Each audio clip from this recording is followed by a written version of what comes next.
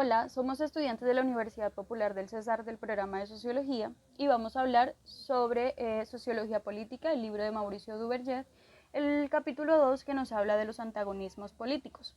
Entonces vamos a hablar de lo que son los factores psicológicos que juegan un papel importante en estos antagonismos políticos. El primer conflicto del que vamos a hablar es el conflicto entre el principio de realidad y el principio de placer. Y es que para el psicoanálisis los factores psicológicos juegan un papel importante porque son la consecuencia de frustraciones vividas en la primera infancia, en la relación que se da entre padres e hijos. Esta relación paternal marca un punto decisivo porque en ella pues es la base para las relaciones sociales y relaciones de autoridad que se tendrán más adelante. Y cuando hablamos de este principio de placer, es que en la primera infancia, cuando el niño llora, patalea, hace berrinche, lo hace para, ya sea para que su mami le dé seno o para obtener algo que le genera a él placer. Y llega un punto cuando madura o cuando ya se vuelve adulto, pues que alguien ya no va a llorar, ya no va a patalear para obtener algo que le dé placer. Y es ahí donde entra el principio de realidad, donde se produce el primer choque entre la realidad o el principio de placer y el principio de realidad. Las otras bases psicológicas de los antagonismos políticos. Han sido también estudiadas lo que son la teoría de las frustraciones y la teoría de Eros y Tánatos, que nos habla de dos fuerzas peleando en el corazón del individuo para ver quién lidera. Y también han sido estudiados otros factores como es la agresividad, la dominación, la violencia y el autoritarismo. De este último han estudiado lo que es la personalidad autoritaria, diciéndonos que son personas que no están seguras de sí mismas, que no han podido identificar una personalidad e identidad y por tanto tratan de mantener todo a su alrededor con una estabilidad social. El psicoanálisis y las dos caras de Jano, el carácter paternalista. El psicoanálisis ofrece una explicación interesante del doble carácter que los hombres han reconocido siempre a la política, lucha e integración. Las dos caras del poder, del poder de orden, el explotador y opresor y el otro benefactor y creador de hombre.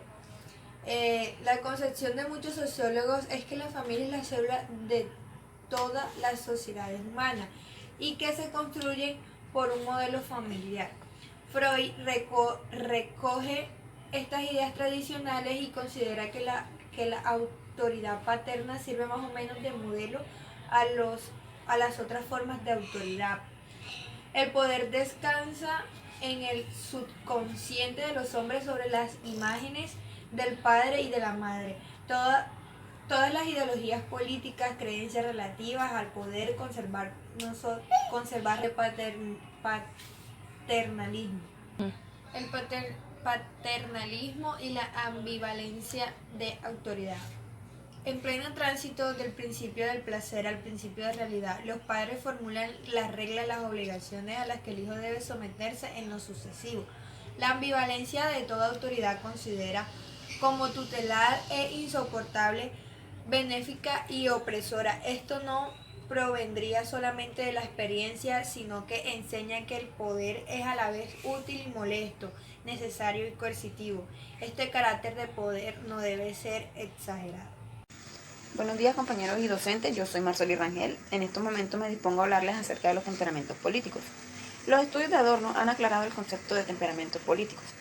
Los temperamentos psicológicos son las categorías que sirven para clasificar a los individuos según el conjunto de sus comportamientos y actitudes. La controversia surge a propósito de la naturaleza de los elementos constitutivos de este tipo. Para unos son principalmente innatos y biológicos y para otros se adquieren sobre todo en las relaciones psicosociales. La noción de temperamentos trata de explicar los antagonismos por disposiciones individuales más o menos congénitas. Ahora voy a hablarles un poco acerca de la clasificación caracterológica. Algunos autores han creído encontrar correlación entre las actitudes políticas y la clasificación caracterológica de Heyman. Estas se reposan en tres criterios base: la emotividad, la actividad y la resonancia, que es decir, el grado de persistencia de las presentaciones. De la resonancia se distinguen dos tipos de personas, que son los primíparos, que son los que viven en el presente y en el futuro, pero no en el pasado. Y los secundarios, que son aquellos en los que la resonancia se prolonga durante un periodo más Maldad. Ahora les voy a hablar acerca de la clasificación de Kretschmer. Ha sido utilizada por varios médicos, modernizando viejas ideas que se remontan hasta Hipócrates. Se encuentra basada principalmente en la morfología física, por una parte, y por otra las enfermedades mentales, consideradas como las exageraciones de las tendencias de un tipo caracterológico. Se distinguen tres tipos de humanos principales. En el primer caso tenemos el tipo pítmico, que corresponde a los individuos con predominancia de las mediciones transversales. ¿Qué quiere decir esto? Que son personas bastante gruesas para su talla. Estos se hallan predispuestos en el plano psicológico como una psicosis maníaco-depresiva. Encontramos también el tipo leptosomático, que corresponde a los individuos con predominancia de las mediciones verticales, es decir, este son el tipo de personas que son delgadas y se hayan predispuestos en el plano psicológico, en el plano patológico, a la esquizofrenia. Y por último tenemos el tipo atlético, caracterizado por la solidez de sus músculos y de sus huesos, cuyo carácter asocia la viscosidad tranquila a la cierta explosividad y están predispuestos a la epilepsia. Buenas, vengo a hablarles sobre la clasificación de Kessmer. Dentro de la clasificación caracterológica encontramos algunos criterios o bases para la clasificación de los individuos, como la emotividad, la actividad y la persistencia. Dentro de este grupo de clasificación están los primarios y secundarios. Podemos decir que los amorfos son normativos, inactivos y primarios, y los lemáticos no son emotivos, son activos y secundarios. Estos tienden a la indiferencia a las luchas, pero se inclinan más a buscar el poder de forma respetuosa con el prójimo. Son moderados y moderadores. También hablamos de los coléricos, que son activos, emotivos y primarios, y los apasionados, que son activos, emotivos y secundarios. Estos segundos tienden a sentir una atracción por las contiendas políticas y el poder.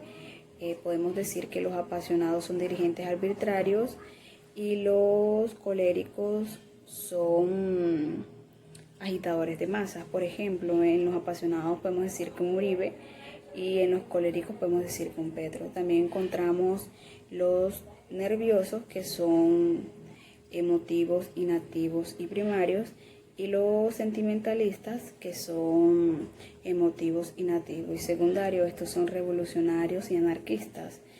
También dentro de la clasificación corporal, según Kessmer, encontramos tres, las cuales él dice que la primera es Pitney, una persona bajita y gruesa. Tiende a una predisposición de psicosis maniática depresiva. En la segunda encontramos a los alto delgado, estos se le llaman leptosomáticos, los cuales tienden a una esquizofrenia, y los terceros son de tipo atlético, que tiende a una epilepsia. También Emmanuel Monnier se hace una presencia, o dice ante todo esto, que no debería clasificarse de tal manera, sino de la manera de que sean flexibles y fogosos. Muchas gracias. Las teorías de Eysenck sobre los temperamentos políticos. Eysenck es un psicólogo inglés. Este hace una clasificación de los temperamentos políticos, el cual se torna interesante por el contenido y el método con el que fue elaborado. Este se enfoca en explicar algunas diferencias primordiales de actitudes políticas, pero hace mucho énfasis en lo que tiene que ver con la oposición, es decir, izquierda y derecha.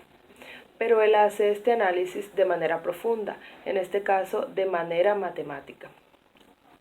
Las dos dimensiones de las temperaturas políticas, según Eysenck, él aquí hace una clasificación muy diferente a como normalmente la hacen otras personas.